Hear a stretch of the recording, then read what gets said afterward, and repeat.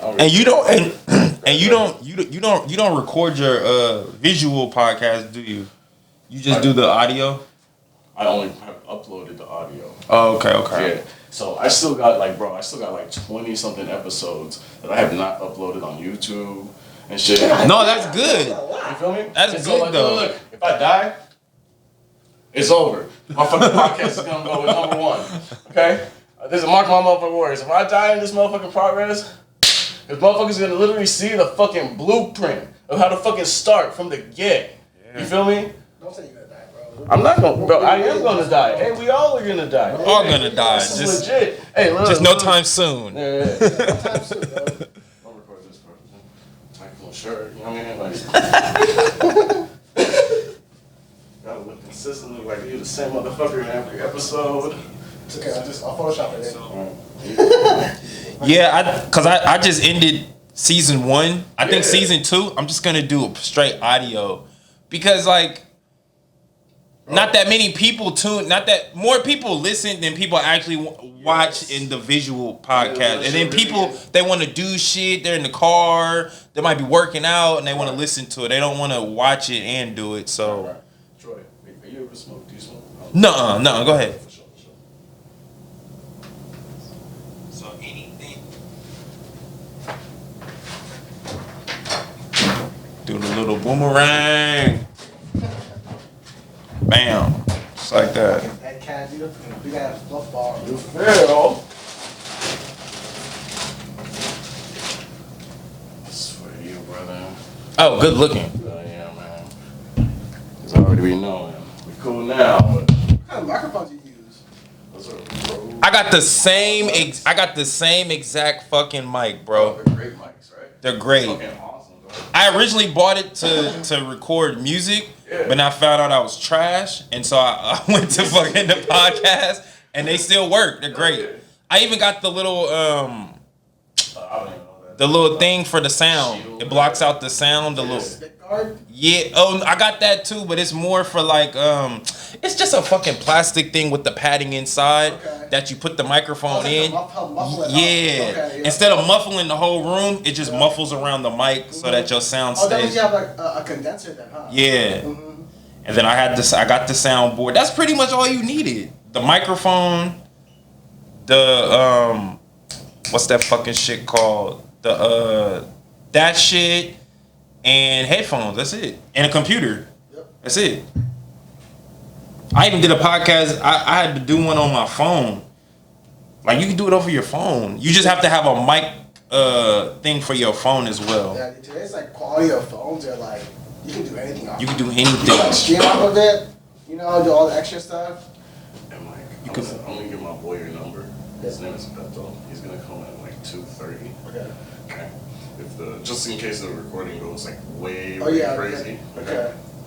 Okay. I can come in and be like, all right, Yeah. I think Mr. Terroso will be ready for you in like 10 minutes, you know. What was your number? 925 354. 354 Yep. 1784. 1784. Yep. I just did my last episode talking about time. Is time our friend or enemy? Because most people say, oh man, I ain't got enough time. No, you just don't have enough time because you're not prioritizing your time. That's all it is. Get into it, bro. Hey, speak about it. This is the pre-show. I'm still recording, so yeah, speak about it. Oh, okay, yeah. So yeah, like I was telling them, like people want to do because everything moves to the future. You feel me? So it's like if we're in the present and we're mad because future experiences are stopping us from doing the shit that we did in the past, then we ain't gonna grow. You see what I'm saying? That's like the taxi cab, whole thing. It's like if people still came to a place where they still want a taxi cab and we got Ubers and Lyft, it's like, bro, like you're hella far behind, bro. Like, look, download this app. Look, find you where you want to go. Okay, where you at? Bam, and then it'll take you there. And then like I noticed with a lot of like rich people, that like wealthy people, they plan out like their whole year. Same thing like we were talking about like in chess, like plan out your next 5 moves at a time. Doesn't matter really much what he does. I already know what my 5 moves are gonna be regardless. And that's the same way like the business people do. Like they map out their whole year. You know what I'm saying? We're gonna roll out this product. okay, this is how we're gonna market this product. All right, this is the influencers we're gonna use. Okay, this is, you know, the manufacturing companies we're gonna go talk to see if we can cut down costs. We're gonna go see if we can cut down shipping. Like, they do all of that shit within a year, and then they get certain results. Versus us, you know, coming out with a product like, damn, all right, who do we know on Instagram who we can see if they want to buy this shit? And then we just start going down the list, and it's like, nah, you're doing it all wrong. Like, you gotta like take more steps ahead so that you can get further ahead. What kind of steps would you take that? Just say you're selling a product. You just said that like a marketing is probably like not the first step that you would want to do. Mm-hmm. So you say you go on Instagram, so what do you want to do first then? The first step you would want to do is figuring out your costs, how much it's gonna cost you to ship it, and a website. Because if you can get your website up to where you can basically direct the consumer, then it'll make that part of the process a lot easier. Then you start focusing on your marketing. And then that's just, you know, finding influencers. Like, I know hit up people that got like Instagrams that got like 64,000 people, you know, and you can hit them up for promotions. And a lot of them be cheap. They be like, give me $100, give me $200, and I'll post, you know, your, you know, product on my page. You see what I'm saying? Yeah. So like, I would do stuff like that, and then you gotta continue to post, because again, people get distracted. You gotta stay in their face. Yeah, you gotta find the right demographic too. Exactly. Who want to buy it, because you can't just pick like some random ass person to. Hell no. Yeah. It's this one girl. It's this one dude I'm messing with. He does e-commerce, but he had this one girl who found a product on Alibaba, which everyone knows that game. But she found like some gummies, and he told her like, look, repackage it. Get your own labeling. Look, do your own shit, right? So she sold enough of that bullshit to get a line of credit with the banks. And so when she got the line of credit with the bank, she went to Kim Kardashian, who charges like $1 million. Yes, come on. $1 million. She charges, shit, bruh, she charges $1 million for any post for a product. $1 million. So she went, posted it on her shit. She had Kim post it. Bam, her business went through the fucking roof. They're gummies supposed to be like good for your hair, but like nutritional gummies. No, yeah, I'm like Target and shit. That's what I was thinking, but it was like some legit like Alibaba like vitamins, good for your hair, nutrients type shit. Okay, she rebranded it. Is it a legit product though? Yeah. Okay. Most of this shit I'm gonna say on Alibaba, because I be on there. Most of the shit you can find like the certificates. The ingredients in it, those are the only products you want to fuck with. Yeah. All those other companies that have been out for like a year, 2 years established, you really don't want to fuck with them. But like companies that have been out for like 7 years, 8 years, you can start looking into their product and you'll see the reviews. They'll tell you the reviews like, oh yeah, this is a good product. Oh yeah, this product was good, you know. Because Alibaba's a Chinese company, isn't it? Mm-hmm. They're like a Chinese outsourcing commercial kind of like, I don't know, like the Super Costco of motherfucking the world and shit. Exactly. Yeah. But this is what I found out though, is even the retailers that we fuck with, they shop on Alibaba and they put their own branding on it and they put it in the stores. Yep. Man, I seen some fucking bullshit. What the fuck that shit was? Cause I'm about to get some. I'm getting some dry shampoo that I'm gonna be dishing out to my clients and like rebranding it. Bro, they got some dry shampoo that you can get from Alibaba for like $1 and some change a piece. That same bullshit you will find in Target and Walmart in the dog section, bro, for like $8. They didn't even change the labeling on it or nothing.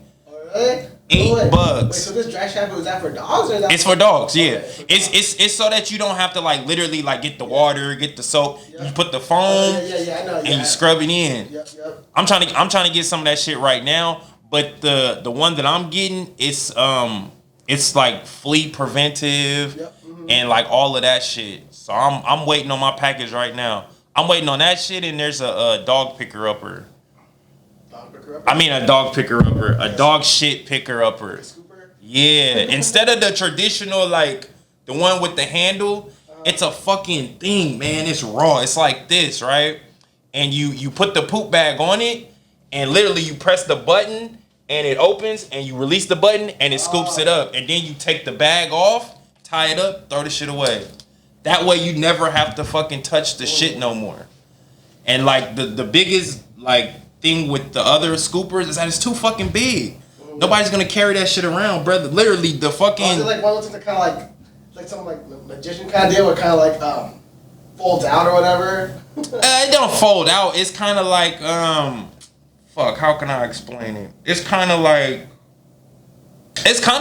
like this, and like you press the button and it has a claw, and then you release the button and it closes. So it's like that, but it's smaller, so that people can carry it around with them, and it's more sanitary. But the main thing why I liked it is because you put the bag over it, and then you pick up the poop, and then you tie the bag up and throw it away. Versus the other one to where you literally it's the product picking up the shit and then trying to dump it, and then you still have to clean the fucking this thing. Okay, yeah, it's just more sanitary then. Way more sanitary. You don't even touch it. Like, and then like I already got like some like commercials and videos of like people trying to pick up shit and breaking the bag, cause that happened to me before. Trying to pick up my dog's shit with like cheap bags, and my hand go through the bag, and it's just like, yeah, I'm gonna use like some melted like Snickers and like Hershey's and shit. I'm make it raw. I know what kind of dog you actually. You got a big dog, you got some big shit. I got a medium dog, but she be shitting. I might have to cut back on what I feed her. She be shitting. Hey Troy, what do I tag for you, bro? Give me all the things. Troy the Boy _7. PackRunner. I think I got another one. One of my Instagrams, I'm about to. Do you have one specific for your podcast or? No, it's all tied to my Troy the Boy.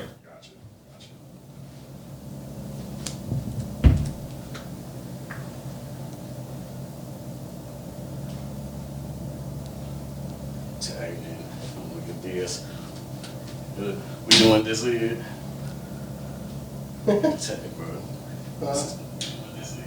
You ain't gotta tag me, bro. I'm a ghost. Bro.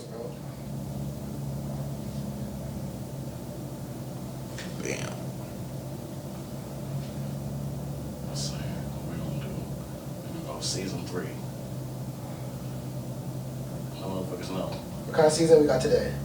We got that, Season 3. we got the lemon pepper. Tycoon. That's the season 3. The third season is lemon pepper. Hey, your thing is the Tycoons, right? Tycoons underscore, yeah. Okay, for sure. Oh dang, that's when it's coming out. Yeah. We got a minute. Yeah, that's what I'm saying. I was like, I'm trying to build up anticipation. See, this is exactly what I'm talking about, bro. I know you watch my page, and you're saying, "Oh shit, that's when it comes out." I put it up on every single post. And we're about to be in the future. Yeah. See. Well, no, I gotta tag you, bro. We can't. I gotta tag you. We can't. I can't be disrespecting you like that, bro. Hey, you know Jeff from Pittsburgh? That fool named himself Manny Jeff. Yeah. I'm like, bro, like if I ever see this fool again, like, bro, we can be like the Manny crew.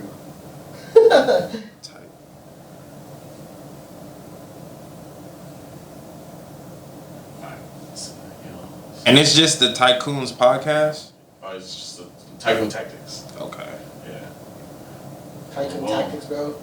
You know, you ever heard of TFT? The League of Legends thing? It's called Team Fight Tactics.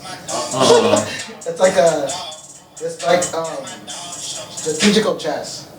Oh, Just started, that's yeah. okay. Yeah, it's a game. Everybody, you don't know what League of Legends is? Oh, bro, I don't really play It's video games. it's probably like one of the biggest like esports like things today. I think like 10 years ago they sold out the Madison Square Garden for fucking like the World's Tournament, and like wherever they go for like California, like for North America tournaments, all the way going up to like North Korea and shit, they're like selling out big ass fucking like stadiums and shit. Sure, you ready? So we're gonna do this. We're gonna do it basically. We're gonna play for like almost close to 30 minutes as we can. Okay. Have an intermission, and then go for another as close to 30 minutes as we possibly can. While we're playing. Basic premise of it: I'm gonna ask questions, make my move, and then You can only answer the question after you make your move. Okay. You feel me? Answer the question after I make my move. Okay. You gotta make your move first. Okay. Yeah.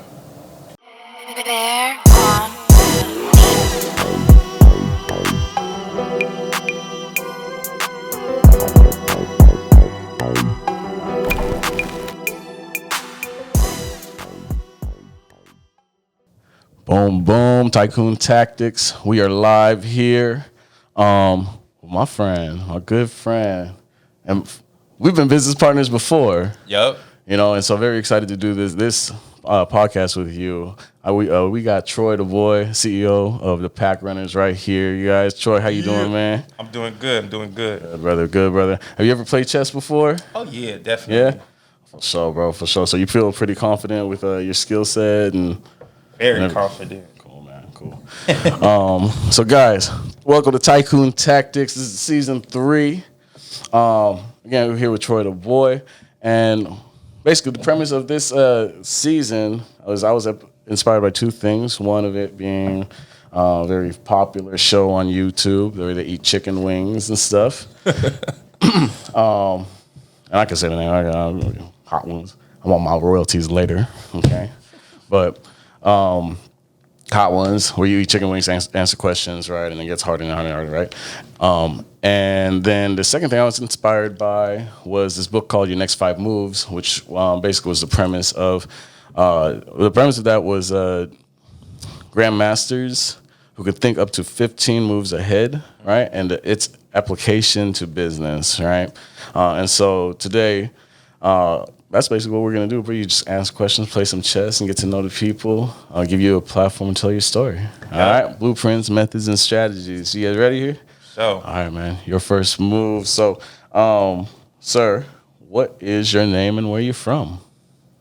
My name is Troy McDaniel. I'm from Fairfield, California. Born and raised in Vallejo, but I did all my dirt and crimes in Fairfield. So, yeah, you can say Fairfield, California. Okay. And Troy, tell me about your family, bro. So you gotta make your move first. So I come from a very small. I was the only child, so it was cool. So I was raised with my grandma, my grandpa, my mom. Okay. You know, she was in and out of the picture, but mostly I was a grandma's boy. Grandma's boy. Yeah. Okay, I could definitely relate to that, bro. My grandma also helped raise me. You know, taught me a lot about like cleaning and cooking and stuff like that. Very domesticated. Yeah, that's a good word for it. That very domesticated. Hell yeah, bro. Who were like some people that were like significant in your life growing up? Some people. You gotta make your move first. I would say my uncles. My uncle Sexton. I learned a lot of game from him because again, like I don't know my dad. I never met my dad, so he was kind of like the closest thing to like a father figure that I had. So he was cool. So I would say probably my grandpa. Your grandpa. Yep. Were you like still like were you guys like super close like growing up, and what was like the influence that he had in your life? Really, honestly, we weren't really that close when I was like younger. Like we used to bump heads a lot. But that was just me, you know, being a grandma's boy, always, you know, taking grandma's side and, you know, that stuff that later on as I got older, I started seeing that a lot of stuff he was telling me was really like, it was game. It was like, look, man, you got to start, you know, doing this, doing that. Instead of looking at it as, man, he trying to tell me what to do, man. I'm going to just go to my grandma. My grandma's going to let me do what I want to do. So it's cool. So, yeah, he gave me structure. Okay. Because he was in the military and all of that stuff. So. Yeah. I understand. What else? What was that like for you growing up? Like your family? Like what was it like in your household, in your city that you grew up? What city did you grow up in? Well, I grew up in Vallejo. Okay. Very, very small, but at the same time, it was like homey kind of. Like everybody knew each other. Yeah. Like my first childhood friend, he was Filipino. And my grandma, she didn't like me playing with toy guns, squirt guns. She didn't want me to have nothing to do with guns. But his dad used to buy him a lot of like, you know, play guns and stuff like that. So we would be in the backyard like shooting it out, like really like on some like desperado type shit. Yeah. Like we be back there, like he'll be the gang member, I'll be the cop 1 minute. Then the next minute I'm the gang member and he's the cop, and we're just running around the apartment complex shooting at each other, hiding all in other people's yard. People looking like, man, what's wrong with these kids? These kids is crazy. Yeah. But again, like we was just kids. Like we was just having fun, you know, not really tripping off of, you know, the violence that's really going on in the city. You know what I'm saying? So it was just cool being in your own imagination, your own element, while still being around, you know, in an environment to where it's a lot of stuff going on. Right. Absolutely, man. So I'm gonna go ahead and make this move right here. And I'm thinking this might be over for you, bro. Check. How did you get started in your industry? I got started. Well, I went to prison. I went to prison for gun violence, and while I was in prison, I was sitting in my cell one day, and they put up a thing for a dog program, and so I started thinking, I was like, dog program? How they gonna have dogs in prison? Yeah. Like that's unheard of, right? Yeah. So it intrigued me. So I was like, man, let me sign up. Really, I'm gonna be honest. When I first signed up, it wasn't really. To really at first really get to know about dogs and stuff, at first it was just like, it's a different program in the prison, so I'm gonna do it. Plus, I think I'll get a cell to myself. I ain't gotta share no room, so it's good. So as I got into the program and I started learning more and more, like it changed my whole outlook on just dogs and just people. Cause again, like what I do is it's not just dealing with dogs, it's dealing with people.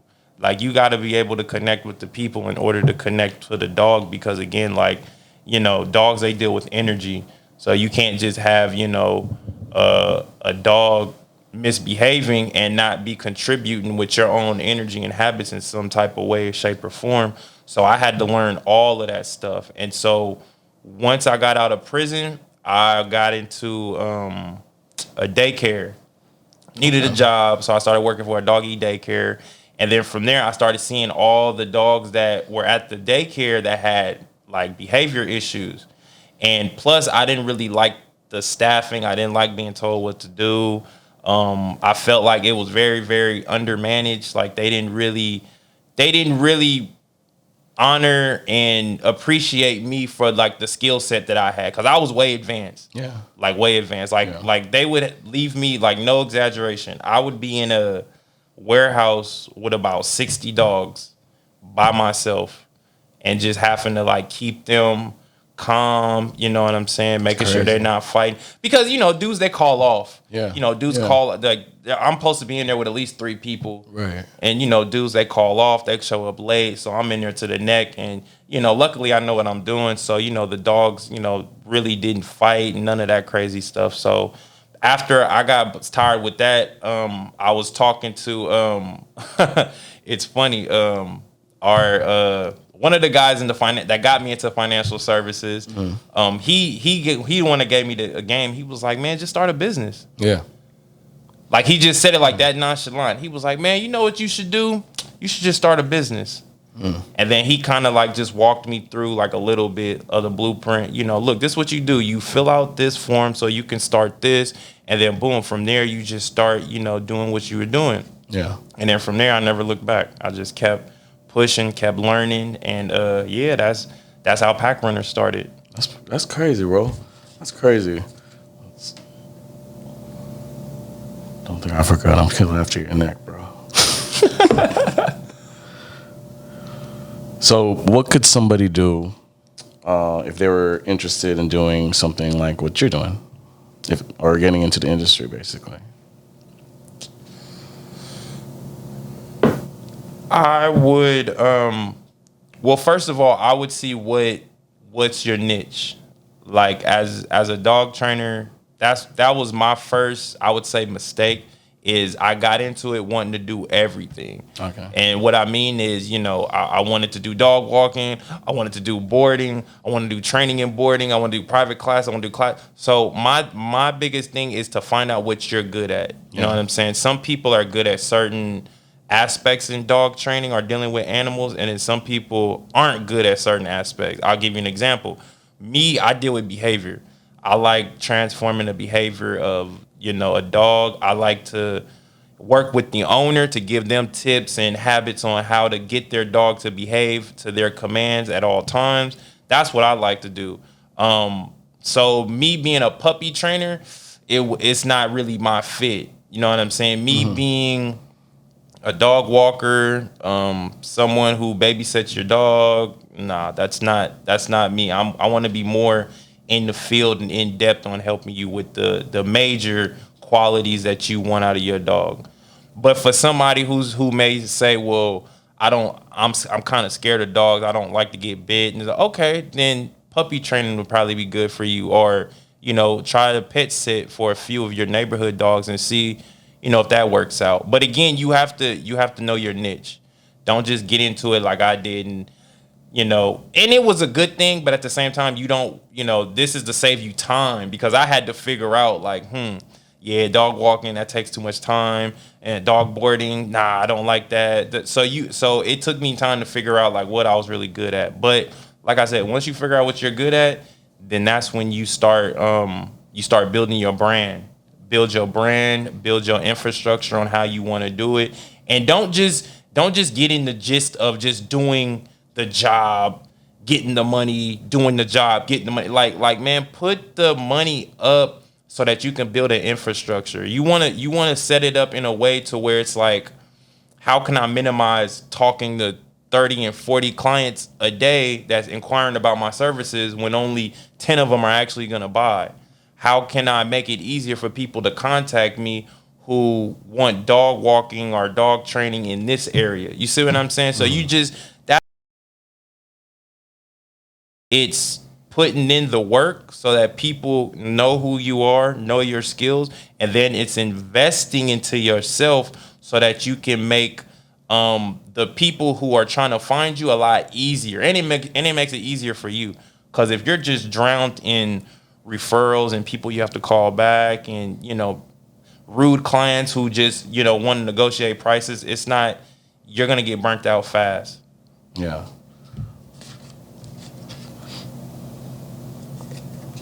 This is crazy. That's exactly what I was thinking. So, now, this is kind of like part B, because I asked, what could somebody do that was interested in doing, something that you're doing currently, right? And you talked about how you got into the industry was actually through, you were in prison, right?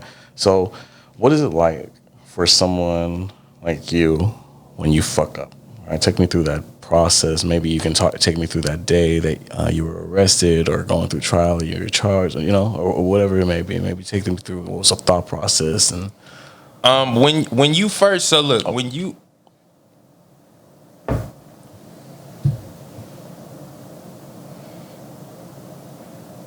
It's hard, huh? There we go. Let's go.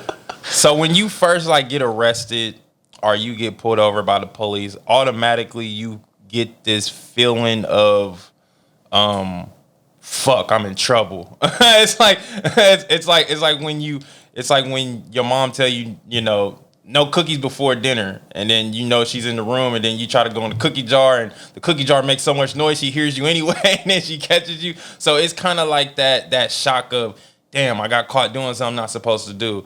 So it's just that feeling of failure and just feeling like you did something that you weren't supposed to do.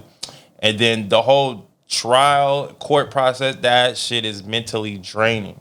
It's mentally draining because it feels like you're in a movie to where everybody knows their lines and scripts but you.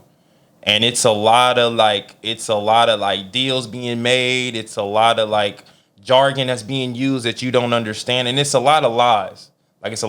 Like one of my co-defendants, they told him that if he signed, a deal, if he signed this paper, that he would go home today. And so he signed it, but then come to find out that he was signing a deal to go do 20 years at that particular time. So it's stuff like that. You gotta be careful. And then again, that's the system. That's how it works. They need convictions, and I learned that they'll do pretty much anything to make you feel like you're guilty and make, the public look at you as if you're already guilty before you even have a chance to prove your innocence.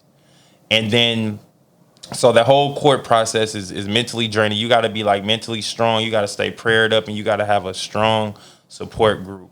And I'm not talking about, your girlfriend you've been with for 2 weeks before you got arrested. Like, I'm talking about like real people that like been in your life that can really like give you honest feedback and like real support.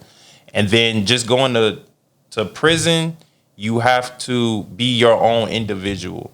A lot of dudes that go to prison and they get up under, gangs, they get up under cliques because it makes them feel more validated and it makes them feel more secure. But all that's going to do is make your time harder because whatever they're into, that's what you're going to be into. And then again, too, like it's a race thing. It's a race thing. As much as people don't talk about it, like me, like you being, mixed culture, Filipino, Pacific Islander, and me being African American, we can communicate on the same, level. But like, let's say like somebody who's like white or somebody who was like, Mexican or something like that, then that's where the boundary it kind of like lays because they have their own set protocols and, hey man, we eat over here, they eat over there. It just keeps everything structured. You see what I'm saying? So that there's no confusion. And so, like, you have to know the rules of wherever you're going. Everywhere has rules. There could be no freedom without boundaries. That's what people don't understand. Like even like driving. Like, we could be driving and you can go wherever you want, but don't cross that yellow dotted line because that's the opposite way of traffic is going. So everything has boundaries. So in prison, you just have to know the boundaries, keep yourself busy. Like, that's what I did. I read hella books, played hella chess, and I worked out. That was pretty much it. Oh, yeah, and got my GED. And they be having other, like, school, curriculums that you can get into. But, again, it's just keeping yourself mentally busy so that you're not always focused on the bullshit that's going on in everyday situations, because there's going to be bullshit every day. And I talk a little bit about that in my book. I name a scenario in which I got into it with a CO, but the CO was really like a sergeant, like lieutenant, like up there. And I said some shit I shouldn't have said, and some shit happened, and so I ended up in a dummy cage. And you don't want to end up in those situations. You want to do your time, have stuff to focus on while you in there, and then get out and get started on what you need to do.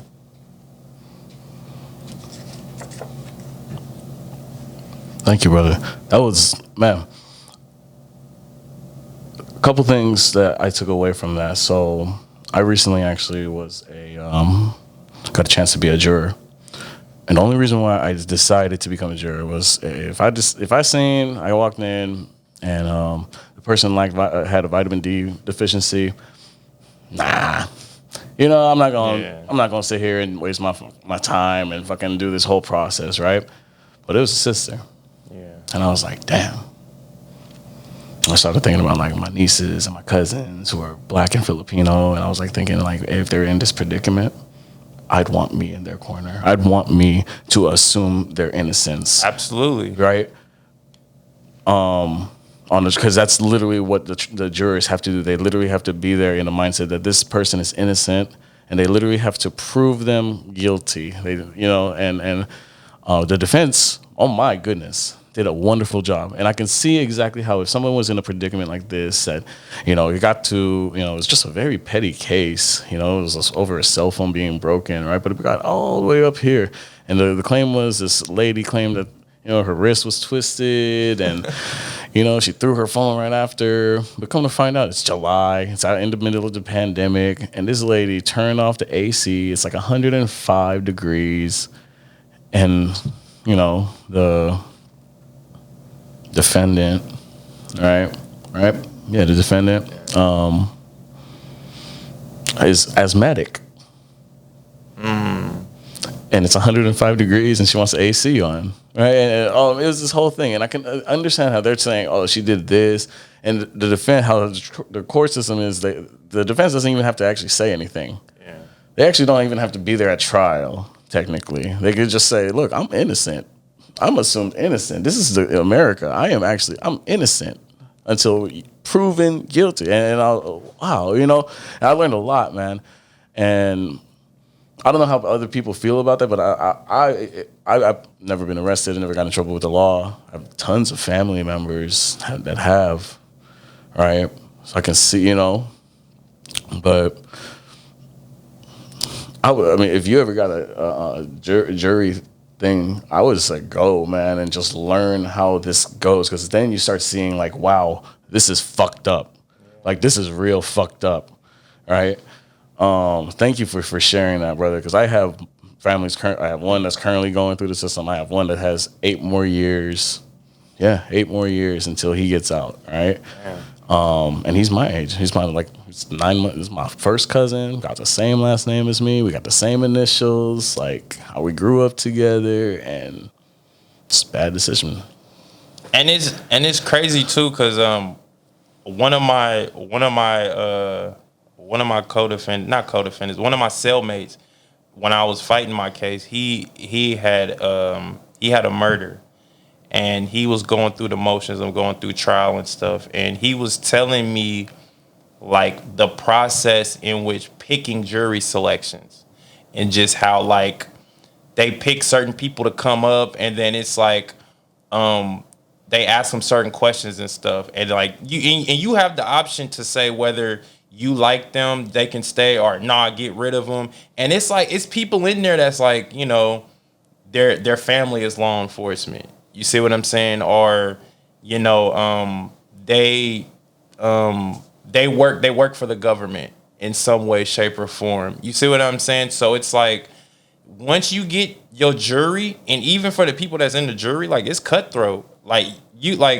Everybody can say that you're guilty just because they want to go home, and and you look like you're guilty, right? Yes, and the picture, it looks pretty obvious, yeah, I think he did it, and it could be one person that says, nah, I don't believe it. It's not that simple, right. And they will really coerce that one person into changing their whole decision so that everyone can go home. Because again, when they do a real jury selection, you're away from your family. Mm-hmm. You're away from your family. They don't want you to have access to news, no newspaper, and none of that stuff. But again, it's people have cell phones. It's people can still look up what's going on. And so that kind of it hurts a lot of people's cases when it comes to jury selection and stuff like that. So yeah, just piggyback on what you're saying. It's real cutthroat.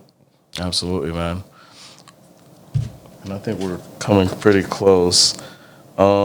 This is a pretty good one. It kind of bounces off of what we were just talking about. Let me make my move. What do most people understand about you most? Maybe I have about 3 minutes. And we'll go into our, intercession? Mm-hmm. So what do people misunderstand about you most? Probably that I'm arrogant, or that I don't like socializing with a lot of people.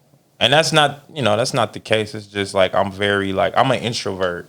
So I really like time to myself, to think, to reflect, to see my surroundings and stuff before I like to fully engage. You see what I'm saying? It's I'm not the type of person that will go to a big event and just immediately go and engage with everybody that I know. And I want to feel the energy. I want to see what's going on. And and for some people, they may see me and be he acting funny. He ain't even come over here and say, nah, just give me a minute. I'm like a Cadillac. You gotta leave me running. You gotta let me warm up a little bit, and then I can come and do that. But again, a lot of people may take it the wrong way. But again, I've had bad experiences with just opening myself too freely to a lot of different people, and it backfired. So that was just a lesson learned that I had to just reassess and really, not judge people on face value, but just give myself time to really assess and evaluate what's going on before I engage in a certain way. That's all. Awesome. And I think that brings us right to halftime, yo. We're going to bring in the halftime show. Bring in the marching band. Halftime. Have you ever seen $1 million worth of game? Yes, bro. So, bro, when they first started, I seen he did the interview with Nipsey. Bro, when they first started, bro, they were out of hotel rooms. They were out of hotel They was rooms. just plugged in and shit. They was just talking, right? Like, I posted up on beds and just talking, right? It's like Motherfuckers is ordering food and shit. Yeah, bring that in here. Oh yeah, what was your question? Oh yeah, woo, like. Yeah, bro. But that's exactly what I was like saying. This is fire right here. This is like the alright. It's like, bro, I want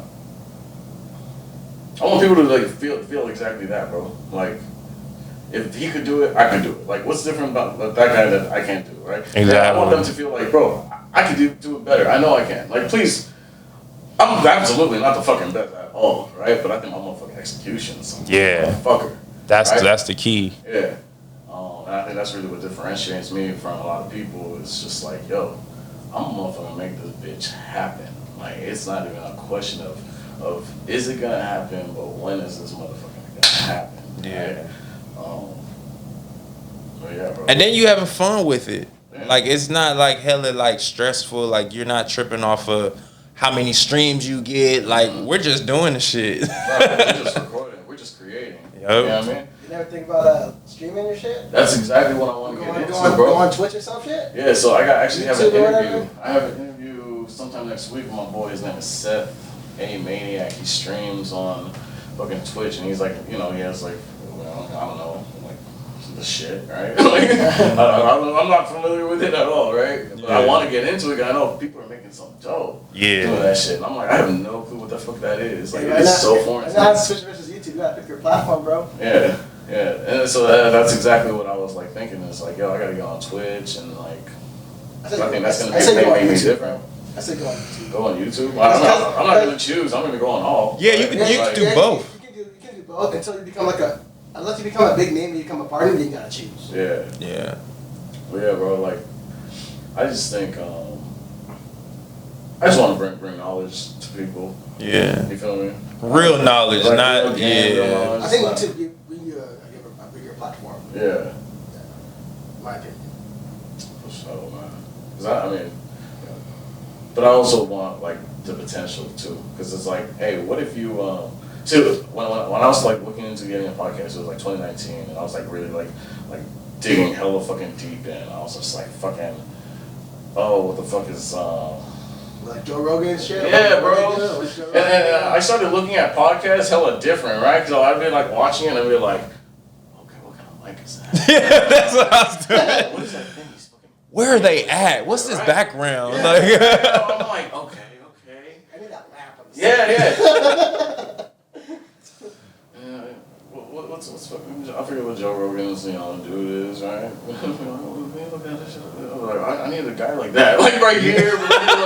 You feel me? Like, I need a guy that's like, okay, this shit looks good, the lighting's good. I need a guy that's like listening to the fucking sound. I need somebody that's fucking adjusting the lights. But right, like, I'm really thinking about this motherfucker as a production. Like, okay, and I'm trying to fucking put my boys on, right? And be like, yo, I don't got fucking dough, but you can be a part of this motherfucker. You feel me? Like, I think is that you realize you don't need all that. but it's what people fail to realize is that you can make money off of the podcast, but it's a platform, and you like with any platform you have to build it up so that it becomes valuable to other businesses and sponsors and shit of that nature. Yeah, bro. So that's how I be like thinking about that. And that's exactly what I'm like using it for is like, bro. Like my personal game is I want your community. I want your community's eyes. I want your community's eyes, ears, and heartstrings. Yeah. Right, eyes, ears, and heartstrings. That's what I want. So you have like a successful business right now? Yep. What's your revenue like right now? So say within like a year's worth of stuff. A year, I probably make like 60 grand. Okay.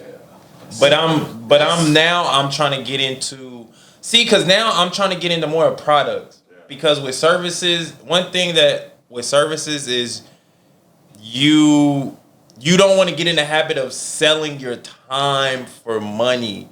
And that's a lot of the times what services are. Once you become a professional, still do it. Don't get me wrong, but they sell their time for more quantity of money. Yeah, like, oh, I need 150,000 for me to speak for an hour at your conference, and no problem.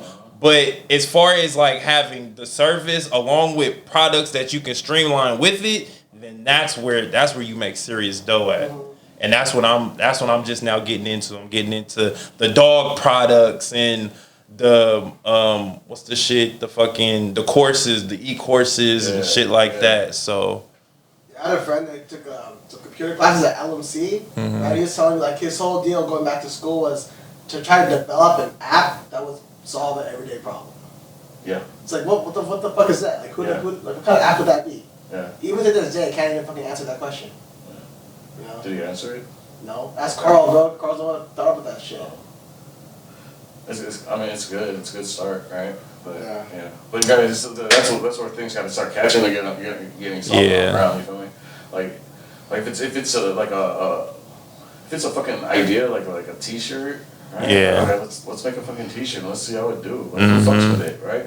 You know what I mean? If it's I don't know, if it's a sticker, if it's anything, a fucking juice. Cause it's crazy that you said you had a friend in an app. Cause I was trying to. Well, it's still in the works, but I was thinking of like having, like, you know how like Booking.com and Travelodge, like they accommodate for.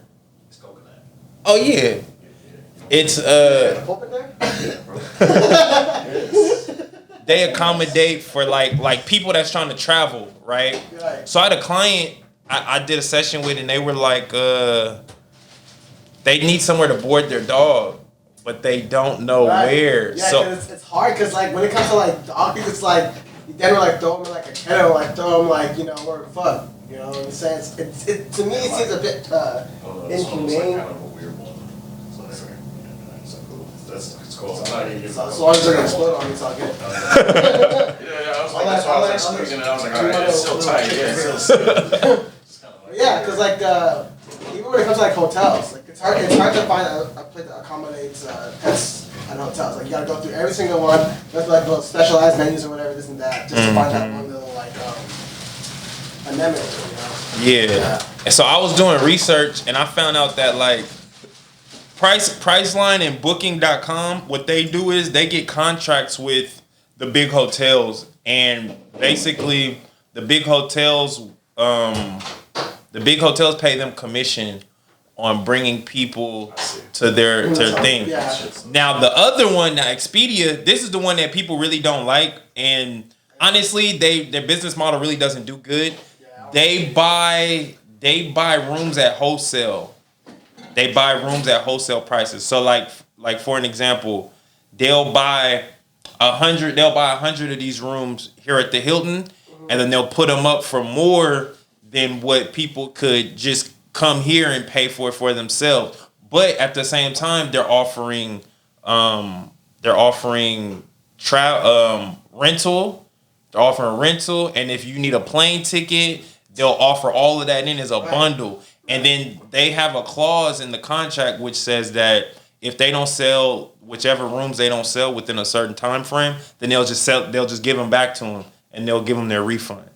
Oh wow! But I did the research. They said that Booking.com and the Priceline, their revenues are a lot better than theirs, because again, they don't make money on the rooms that they don't sell, and they already invested the money into it and the time and energy to try to get that customer acquisition anyway.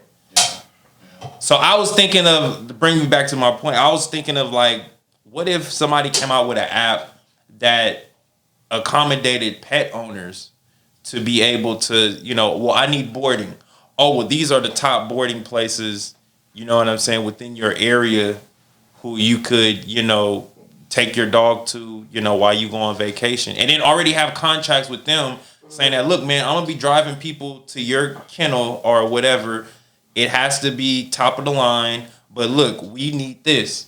Or whatever you guys charge a day, say you guys charge $60. And these are like high-end, like fucking like dog boarding places, like dog resorts. Not even boarding. These are dog resorts.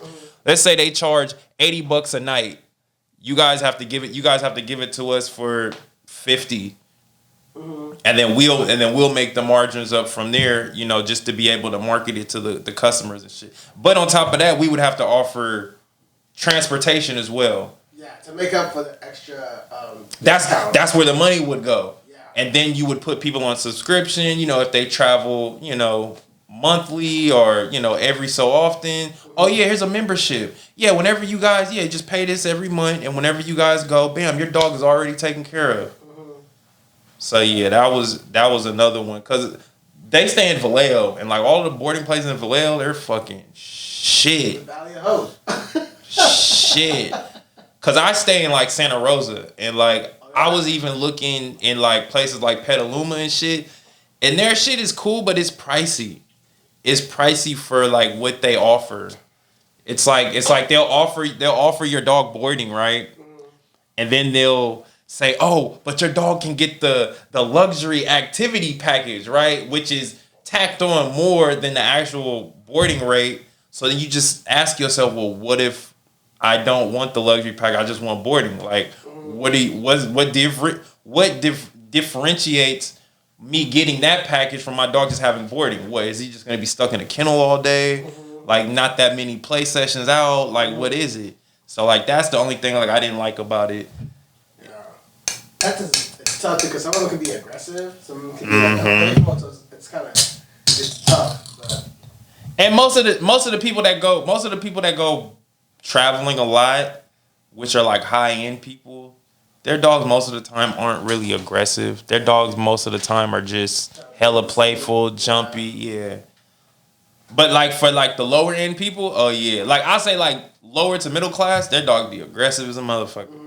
Aggressive. They're living in a survivor environment already, you know. And it's always built around the owners. They're day trading. They're trading their time for money, and so the little money that they do have, they don't want to really spend that much on training. So the result is their dog continues to get more and more and more aggressive over time.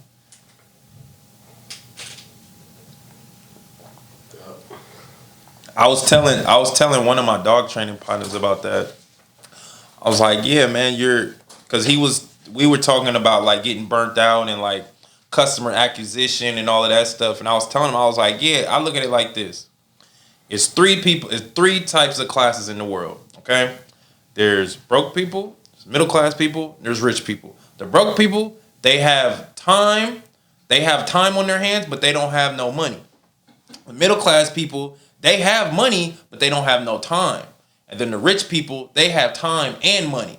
So you want to deal with the people that got time and money to invest into your service or your product.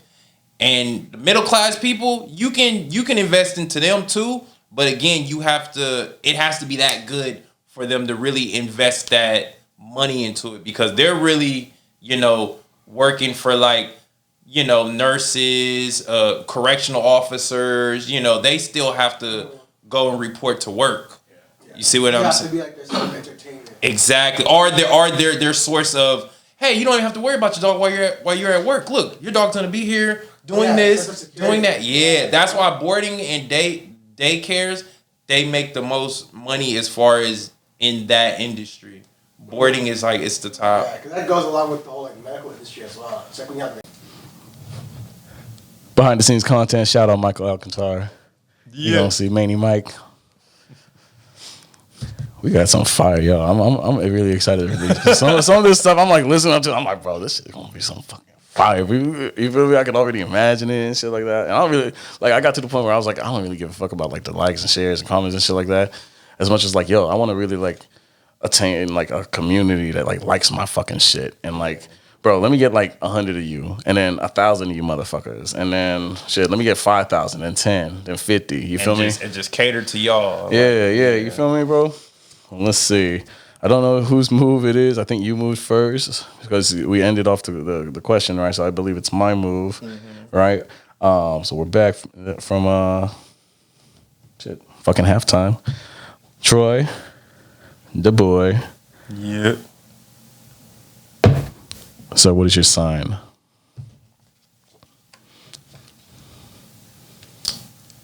I'm a Sagittarius. Really? Yep. Okay. So for those who don't know what that is, that's the half man, half horse, galloping dude. Yep. And how do you think that kind of attributes to like what you do and things like that? Being assertive and a visionary. I normally can see stuff that other people don't really look at in a certain type of way. Like for an example, like you've been around people that you hear about something happening and then they automatically like take it as negative. Like, dang man, it's traffic, so this means da da da da da. And then like you can always see like something better in it. It's like no, that's a good thing, bro. Because look, now we can do this and then we can do that. Then by the time we're done with that, traffic will be done. Yeah. Like, oh man, I didn't even think of it like that. So it's like I was always that person. Even with doing crimes, like I had homeboys that would want to like, hey, let's rob the freaking let's rob the bank inside of Safeway. You know what I'm saying? And then I'd be like, the only problem with that is this, that, and this, that, this, that. You see what I'm saying? So I was always that person, always like fully thinking stuff out.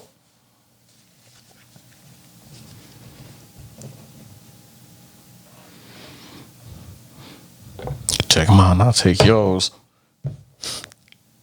If you could meet your 18-year-old self, what advice would you give yourself? Oh man, so much. Oh shit, I didn't even see that. I'm not even paying. Go ahead. This motherfucker is hard, y'all. I would probably tell myself not to put too much pressure around pleasing others. That was one of my biggest things, was trying to be socially acceptable to like different crowds and cultures and stuff like that. So it was low. So if I could go back, I would tell them, look, just be yourself. The people that fall off, they're gonna come back on.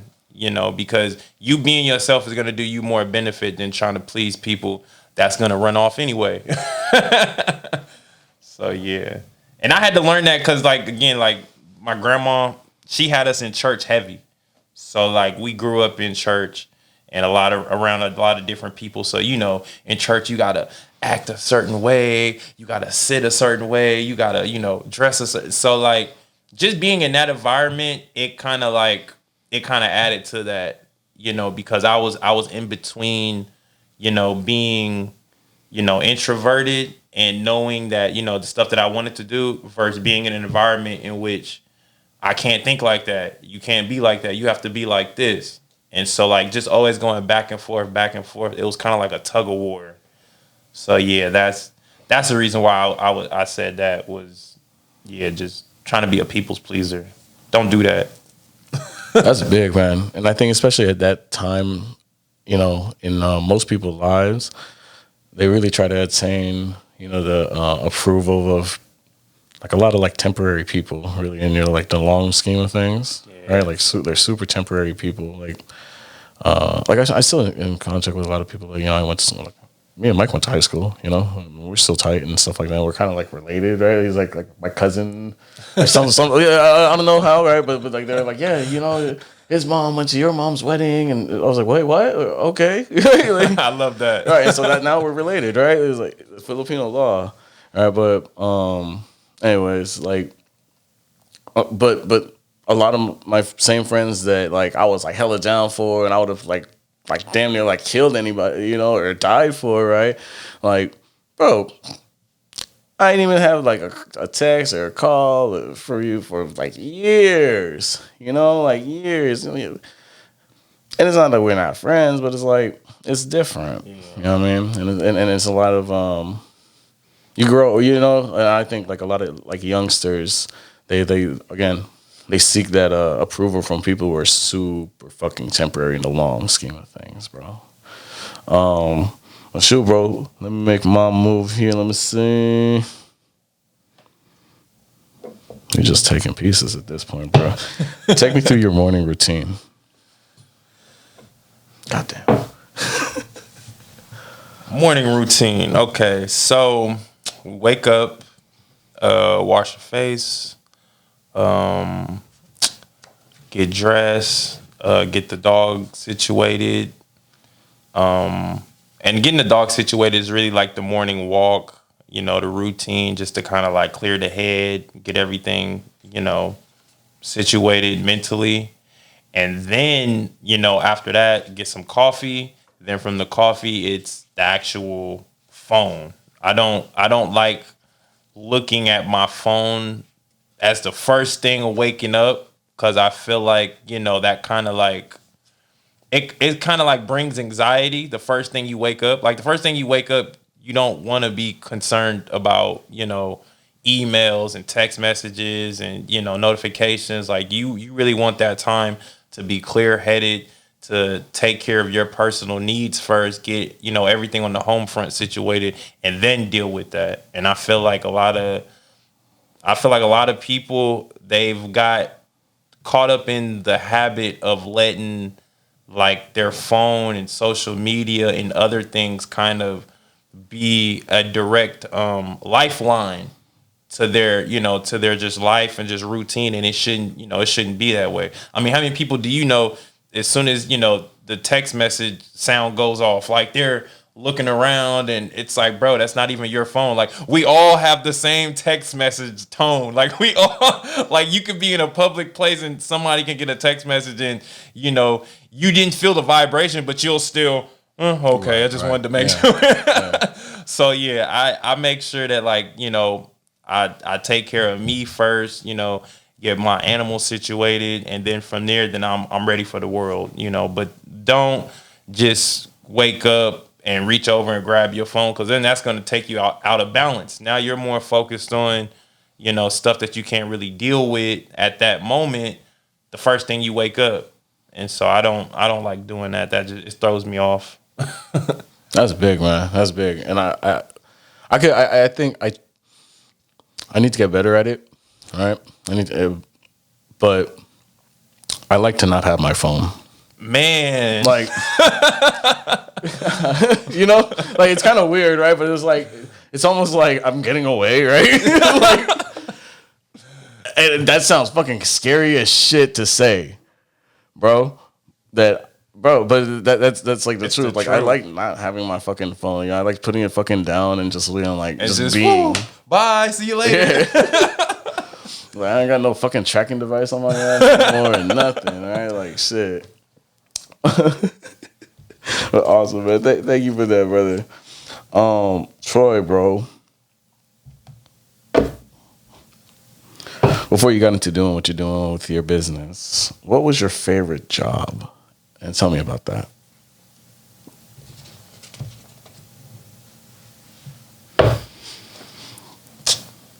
My favorite job before I started getting into the business. Well, I can't say selling drugs. that was Pharmaceuticals? Terrible. Yeah. No, I used to work at so it was my first job. My first job, I used to work for the Daily Republic, which was a newspaper. And I don't even think they do this shit no more. But they used to like get a group of like kids, and we would go to the neighborhoods and we would go door to door. Hi, man, would you like to subscribe for the Daily Republic? Da da da da. Right. So that was really like my first job of like learning like how to sell, like how to have mouthpiece, like how to like engage with customers, and once you engage with them and you don't take no for an answer, and you know, oh, but ma'am, look, it got coupons and it got this. Wouldn't you need coupons for this? And they'd be like, that is, oh yeah, Thanksgiving is coming up. I may do some coupons. Okay, I'll subscribe to you. Bam. So it's just that, like that feeling, like it gave you a rush that you signed somebody up for the newspaper. Yeah. And like it was very like organic. Mm-hmm. Like again, like I told you, like we grew up in Vallejo. It's very like, you know, it's homey. Like it's family orientated, you know. So just talking to people, getting them to sign up for the newspaper, it was cool. So like that was probably one of my best jobs. That's dope, bro. That's dope.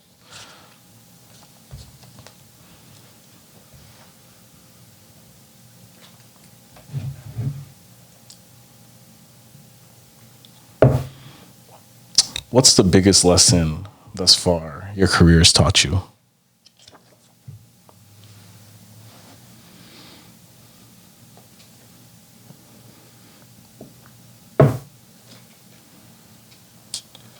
The biggest lesson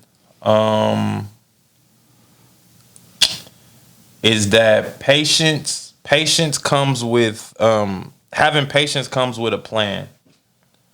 Having patience comes with a plan. So like for an example, like if we know it's gonna take 6 months to obtain a certain goal that we want, we may want it right now, but if it's gonna take us 6 months to get to that goal, and we've done everything that we could to do research on how to obtain that goal within 6 months, then that's gonna give us patience to get to that goal. Because again, if it's gonna take us 6 months, I'm not gonna be trying to. Maybe I can get it done in 4 months. Maybe I can, do it like it's a lot like my book. Like when I wrote my book.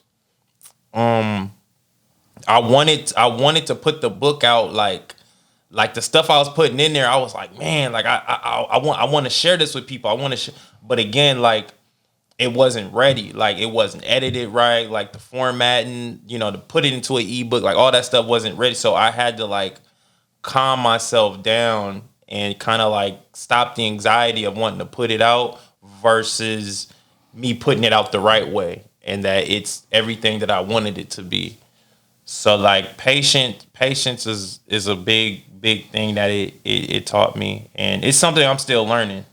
It's something that I'm still learning because patience I feel like isn't something that you really master. I feel like it's just different levels. Right. That's so true, bro. Bro, that's so true. Honestly, you have your hair locked. I have my hair locked, and one of the reasons I actually had started getting my hair locked was to reteach myself patience and allowing things to be. All right, and people could just think, oh, you wanted it because it's like, oh, you're from the Bay Area and the hyphy movement. So yeah, that too. But like, it was deeper than that, And it's like a constant mastery, and it's like you're always sharpening that fucking sword, like with patience. You know what I mean? You're always, because it goes dull. Yeah, you feel me? Like your patience goes dull, and you gotta go resharpen that motherfucker again. Yeah. But hell yeah, bro. That's big, man. That's absolutely big, brother. Troy, bro. Let me make my move. Where we at?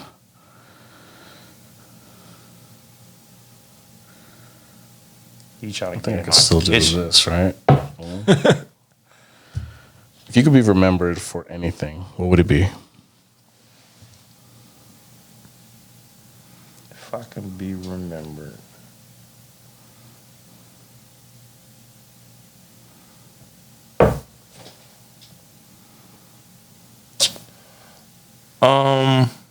Just being an inspiration to people who may have been incarcerated and want to get out and not let that be the bookmark of their life. You know what I'm saying? Like I know a lot of people the only way that I remember them is from doing, negative shit, which isn't, to each his own. But again, like that's not who, I wanted to be remembered as. You see what I'm saying? So even for those who right now, like if you look at, your life, looking back, moving forward, you may be, one of those people who, people only knowing you for, always fighting or not taking shit from nobody. And, I want to change that. I want to change that narrative and, be the one that, even though that used to be who I am, now I'm this and I'm progressing and I'm doing this. And now, I'm not even that dude no more, to where people can look and say, man, I remember Angelo when he used to be, man, I seen the transition. You see what I'm saying? Like I want that to be more of the narrative versus, the negative aspects of it. Oh yeah, he went to jail. Oh yeah, he did this. Because I feel like there's not enough of that. I feel like especially in our culture and society, we glorify negativity way too much. And I just I want to show dudes that it's a positive side to every negative, basically. Bro, boom. I feel. Hey, I don't know if you can feel that fucking that energy in the fucking. I know Mike can, cause I can see he changes, bro. That shit was motherfucking fire, bro. Thank you. For real, bro. Like,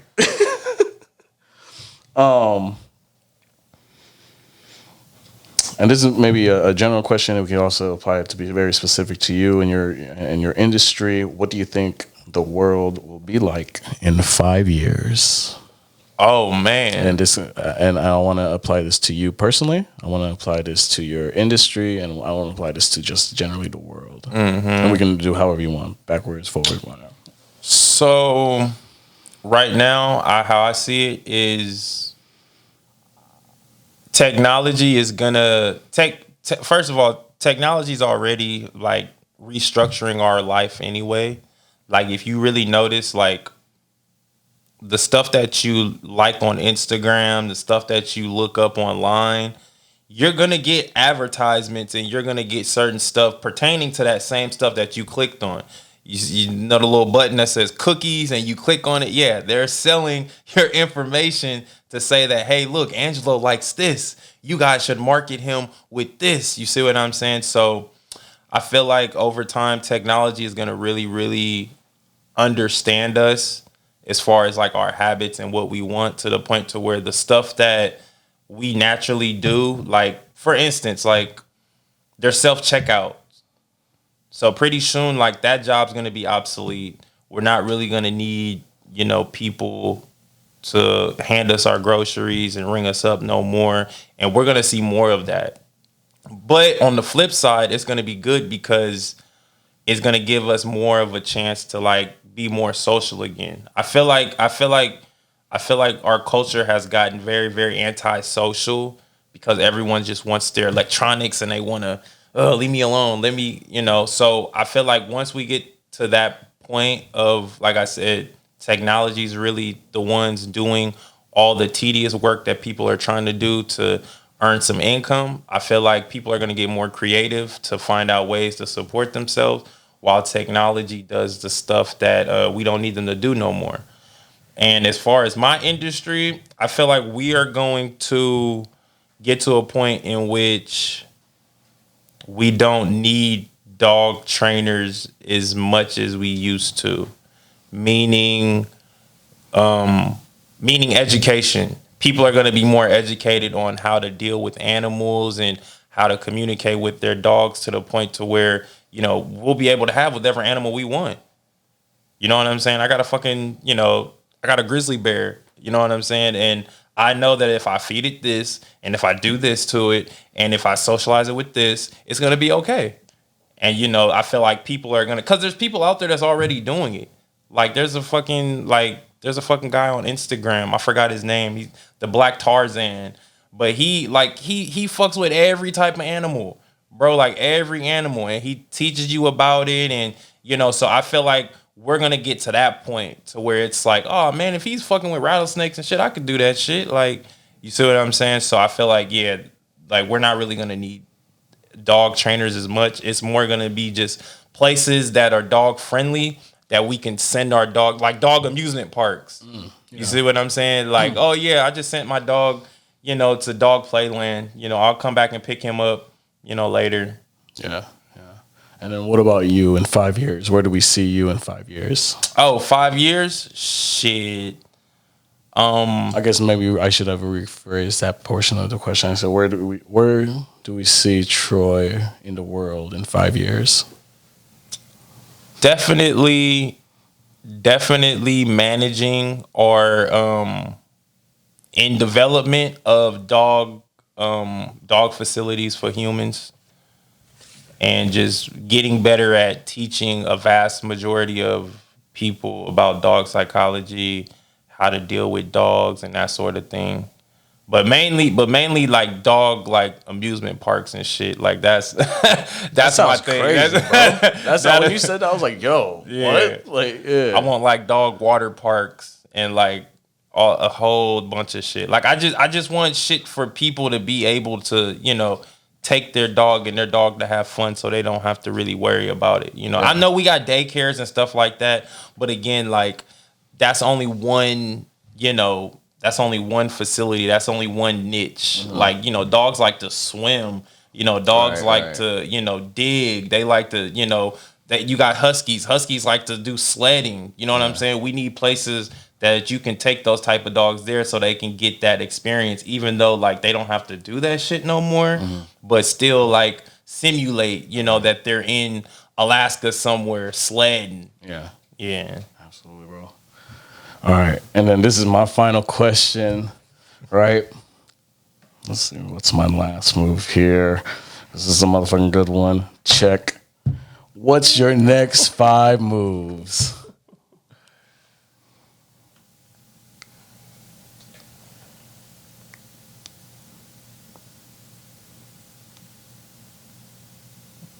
Okay.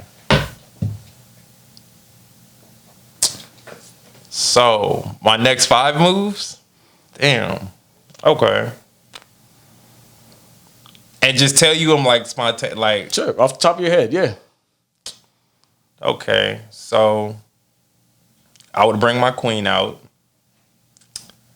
and I would apply more pressure over there to the corner.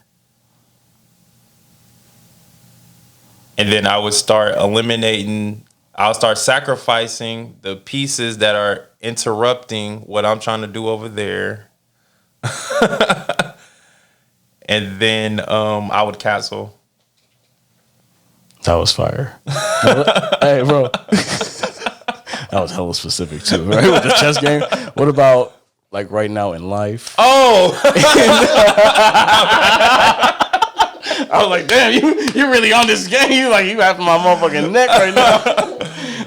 Oh, man. How about in life? Like, let's say in business, in life, in your health, whatever it may be. What are your next 5 shit? It could be right now. It could be I'm gonna step out. I'm gonna go take a piss. I'm gonna go open up the car. You feel me? Yeah. Like whatever it may be. What's your next? So right now I'm getting more into like health and hair products. It's funny that you was talking about the hair. I wanna get into more like the hair products, the dreadlocks and stuff like that. Yeah. I do want to write another book. It was super fun. If you guys haven't already, go check out Bad Dogs. It's on Amazon right now by Troy McDaniel. I do want to write another book. What else? I already told you about the products I'm developing. I do want to work on my health more. Yeah. Because I feel like that's a big thing that we don't really talk about is, we eat all this fast food, but we don't know what it's doing to us. Yeah. So like I want to like get more heavy into that and deeper into business. A lot deeper. Yeah. Yeah. And what about your 5th move? I believe I counted 4 right there. So it was hair. It was the oh man, I'm blanking. The hair, the product, the book. Your book, yep. Deeper in business. Your health, right?